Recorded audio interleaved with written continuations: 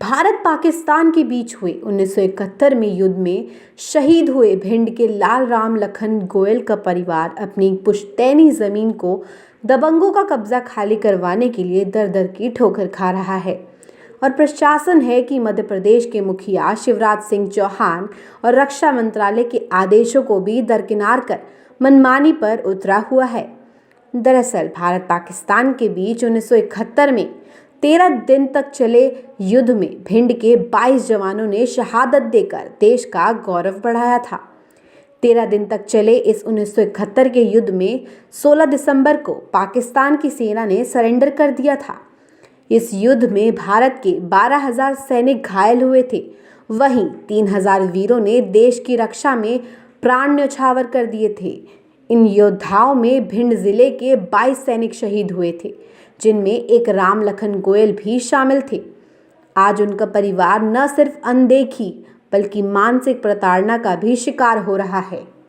मुख्यमंत्री से करी, शिवराज सिंह से करी, शिवराज सिंह ने लिख के भेज दिया कि हमारी जमीन जी बेटों को दिलाई जाए, तो भी यहाँ का शासन कलेक्टर ने सुने, एसपी ने तो सुनी लाई थी, तो उन लोगों ने बंद भी करा था, केस चल रहा हो।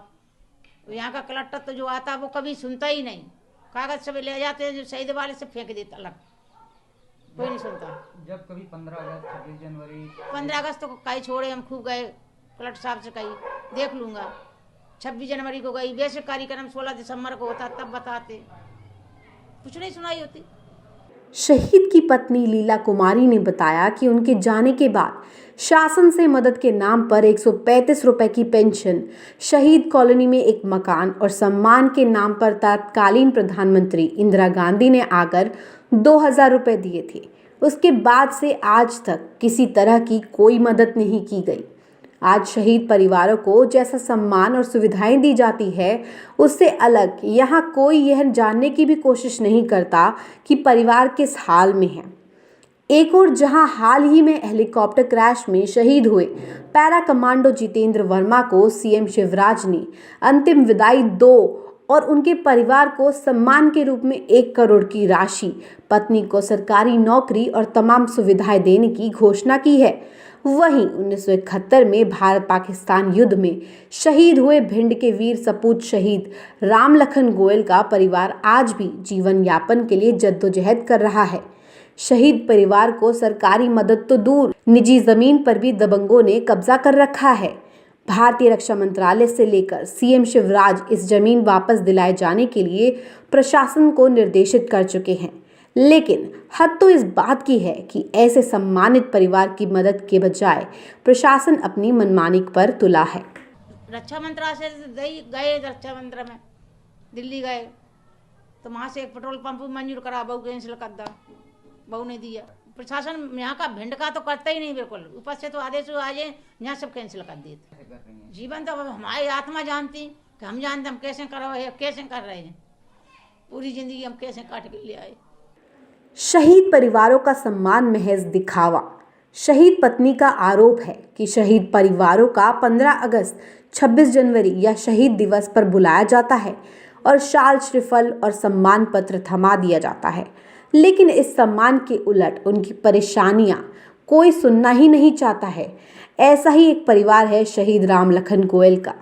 गार्ड्समैन राम लखन गोयल देश की रक्षा के लिए 1968 में भारतीय थल सेना का हिस्सा बने थे। 3 साल के बाद जब 1971 में भारत और पाकिस्तान के बीच युद्ध हुआ, तो भिंड के 22 शहीद जवानों में उनका भी नाम था। वे अपने पीछे अपनी पत्नी लीला कुमारी और 6 महीने का बेटा छोड़ गए थे।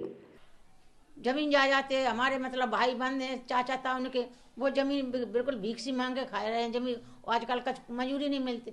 हम तो सोच रहे थे वो उनके सारे उनके बीच में जिंदगी पार करी, तो वो जमीन भी हमें मिल जाए तो कुछ उनको भी पालन पोषण चले, सो कुछ नहीं मिलता। पार्थिव देह नहीं, सिर्फ टेलीग्राम आया था।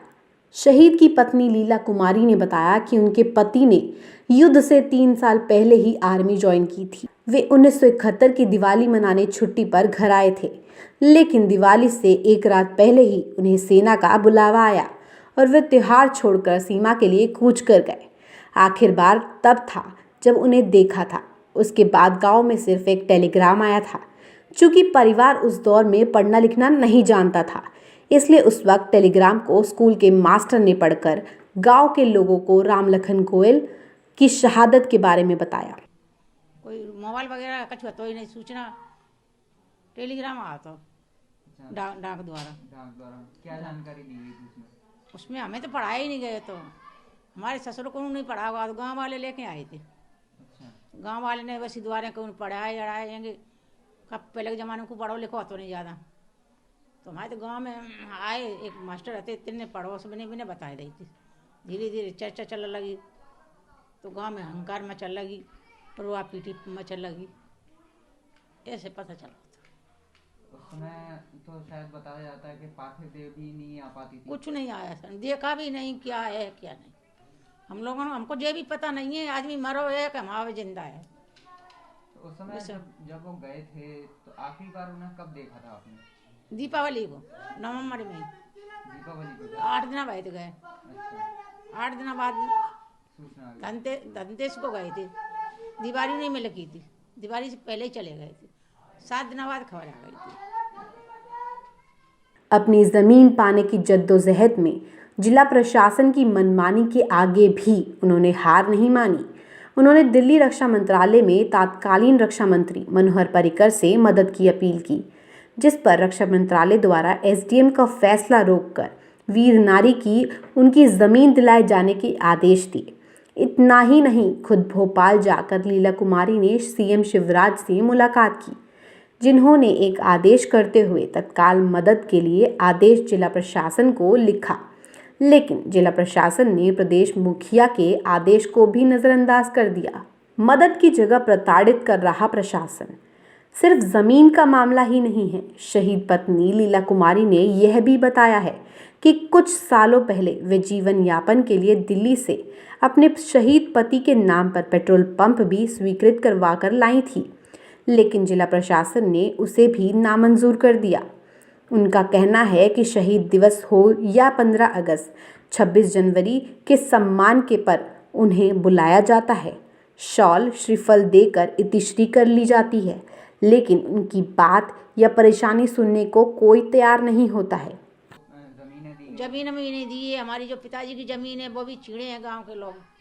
अच्छा। हम अकेली बेटी हैं अपने पिताजी की, तो वो भी नहीं हमें मिल पा रही। हम ताना से लड़ाई लड़ रहे, बराबर लड़ाई लड़ रहे कि हमारे बाप की जमीन हमें दिला दो, वो भी शासन नहीं दिला पा रहा।